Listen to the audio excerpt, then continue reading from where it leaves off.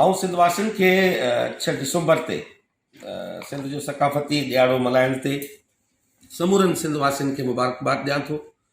ऐं आउं चवां थो त तव्हां सिंधी बिल्कुलु वॾे फ़ख़ुर सां ॻाट ऊचो करे पंहिंजी सकाफ़त पंहिंजी तहज़ीब ते फ़ख़ुरु करे सघो था। उन ते तव्हां सेलिब्रेशन करे सघो था। पंहिंजी धरतीअ सां पंहिंजे वतन सां प्यार ऐं मोहबत जो इज़हार करे सघो था, छो त तव्हां दुनिया जी उन्हनि चंद अज़ीम तहज़ीबुनि मंझां हिकिड़ी तहज़ीब जा वारिस आहियो। तव्हां सिंधू सभ्यता जा वारिस आहियो। उहा तहज़ीब आहे जे दुनिया खे पहिरियां पेर खणणु सेखारिया। सिंधू सभ्यता उहा सभ्यता आहे जंहिं पहिरियों दुनिया में मवासिलाती निज़ाम जो बुनियादु विधो जंहिं फीथो ईजाद कयो। ही उहा तहज़ीब आहे जंहिं दुनिया में पहिरियों दफ़ो कपिड़े जी सनत जो बुनियादु रखियो।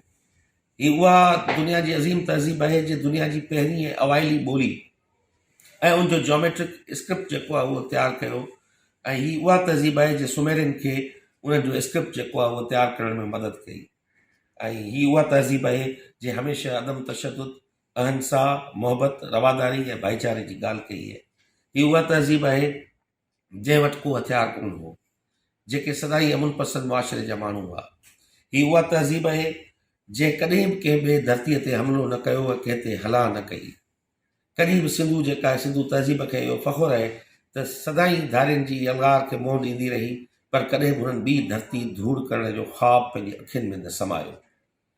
ऐं सिंधू तहज़ीब जा वारसो तव्हांखे पंहिंजी धरतीअ जी सकाफ़त, तव्हांजी तहज़ीब, तव्हांखे पंहिंजी तारीख़ ॻाट ऊचो करण ते 100 मवाद तव्हांखे मुयसरु करे थी। 100 तव्हांखे जेके इंसाफ़ियूं मुयसरु करे थी।